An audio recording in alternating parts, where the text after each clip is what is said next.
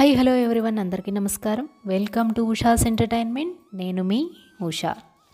మనకు దక్షిణాయనం పూర్తయ్యే చివరి రోజున చేసుకునే పండుగే భోగి పండుగ. ఇక మనకు ఉత్తరాయణం మొదలయ్యే మొదటి రోజు చేసుకునేదే మనకు మకర సంక్రాంతి. మకర సంక్రమణం వచ్చిన తర్వాత మనం మకర సంక్రాంతి పండుగను చేసుకుంటాము. మరి ఈ 2024వ సంవత్సరంలో భోగి పండుగ అలాగే మకర సంక్రాంతి కనుమ ఎప్పుడు వచ్చాయి? ఇక మనం భోగి రోజు చేయవలసిన పనులేమిటి? పూజ చేసుకోవాల్సిన సమయాలేంటి? భోగి పళ్ళు పోయడానికి, బొమ్మల కొలువు పెట్టుకోవడానికి సరైన సమయం ఏమిటి? అలాగే ఈ రోజున ఎవరిని పూజించుకోవాలి? ఇలాంటి ఎన్నో విషయాలు, అలాగే మకర సంక్రాంతి రోజు మనం చేయాల్సిన పనులేమిటి? ఇలాంటివన్నీ కూడా మనము ఈ రోజున ఈ వీడియోలో తెలుసుకుందాము. స్వస్తి శ్రీ చాంద్రమానేన శ్రీ శోభకృతనామ సంవత్సరం దక్షిణాయనం హేమంత ఋతువు పుష్యమాసం శుక్లపక్షం. ఈ శుక్లపక్షంలో భోగి జనవరి 14వ తారీఖు ఆదివారం రోజున వచ్చి ఉంది.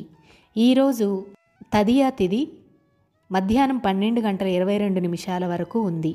తర్వాత చవితి తిథి వచ్చేసింది. ఇక మనం భోగి స్నానం చేయాల్సిన సమయము ఈ రోజున ఉదయం 6:30 చేయాలండి. ఇక అలాగే భోగి మంటలు వేసుకోవాల్సిన సమయం అయితే ఉదయం 5:40 నుండి 6:30 మంచి సమయం అనేది ఉంది భోగి మంటలు వేసుకోవడానికి.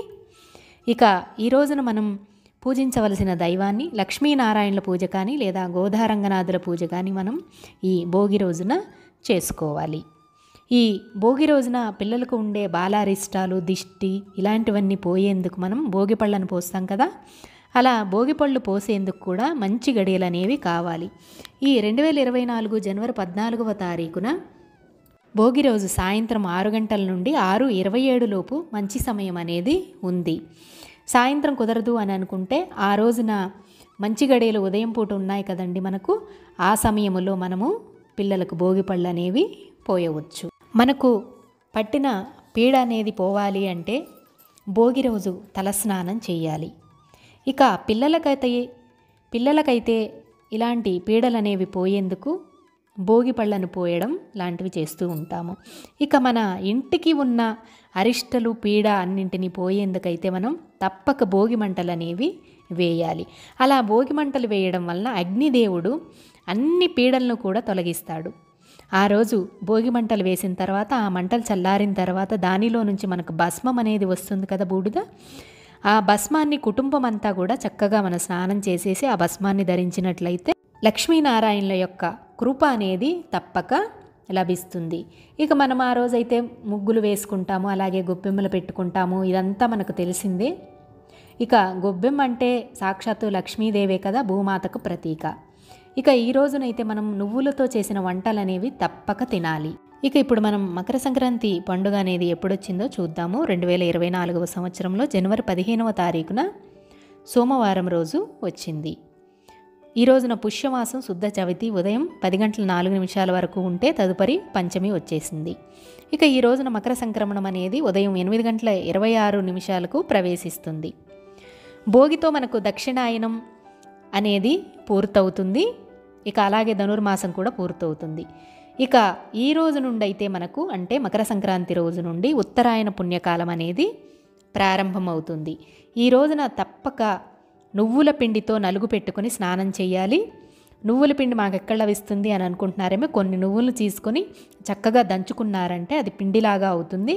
వాటితో బాగా చక్కగా ఒళ్ళంతా నలుగు పెట్టేసుకొని మనం స్నానం చేసినట్లయితే మనకుండే అన్ని రకాల దోషాలనేవి తొలగిపోతాయి. తప్పకుండా ఈ పని అయితే ఈ రోజున చేయాలి. అలాగే నెయ్యితో శివునికి అభిషేకం చేసినట్లయితే చాలా చాలా మంచిదండి. కుదిరితే తప్పకుండా చేయండి. మనకుండే దారిద్ర్య బాధలన్నీ కూడా తొలగిపోతాయి. ఇక ఈ రోజున మనం తీపి పొంగల్ని అయితే వండుకుంటాం కదా, అదే పరమాన్నం అంటారు, పొంగలి అంటారు కొంతమంది. దాన్ని వండుతాం కదా, ఇంకా దాన్నే మనం చక్కగా దేవునికి నైవేద్యం పెట్టేసి మన కుటుంబంలో వాళ్ళందరూ తినొచ్చు. ఇక ఈ రోజునైతే తప్పక చేయాల్సిన మరో ముఖ్యమైన పని ఉందండి, చెప్పడం మర్చిపోయాను. అది ఈ రోజున మకర సంక్రాంతి రోజు పెరుగు దానం చేయడం. మన యొక్క సంతానం కానీ, మన యొక్క సంతానం యొక్క ఆయుష్ కానీ వారి యొక్క అభివృద్ధి ఇలాంటివన్నీ కూడా చక్కగా ఉండాలి అంటే పెరుగు దానం చేయడం చాలా శ్రేయస్కరం అండి. ఈ విధంగా పెరుగు దానం చేయడం వల్ల మన పిల్లలు మంచి అభివృద్ధిలోకి వస్తారు. ఇక ఈ రోజునైతే మనం పెరుగు ఇచ్చినా లేకపోతే ఎవరైనా పెరుగు ఇచ్చినా తీసుకుంటే కూడా చాలా మంచిది, చక్కగా తీసుకోండి. ఇక గోపూజ కూడా ఈ రోజున కుదిరిన వాళ్ళు తప్పకుండా చేస్తే మంచిదండి. ఇక కనుమ రోజైతే మినుములతో చేసిన వంటలు ఏవైనా సరే, గారెలు ఇలాంటివి ఏవేవో ఉంటాయి కదా, అలాంటివి ఏవైనా చక్కగా చేసుకొని తినొచ్చు. ఇక ఈ 3 రోజుల్లో అంటే భోగి కానీ, సంక్రాంతి కానీ, కనుమ రోజు కానీ, ఏ రోజైనా సరే మీకు ఎప్పుడు వీలైతే అప్పుడు చక్కగా పక్షుల కోసం ఏవైనా ధాన్యం లాంటివి కొన్ని చక్కగా బయట పెట్టారంటే అవి కూడా తింటాయి.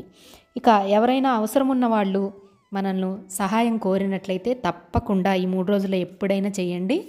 చక్కగా ఆ లక్ష్మి యొక్క అనుగ్రహం అనేది మనకు లభిస్తుంది. విన్నారు కదండి, నాకు తెలిసిన ఇన్ఫర్మేషన్ నేను మీతో షేర్ చేసుకున్నాను. దీనిలో ఏమైనా తప్పులు ఉంటే క్షమించండి.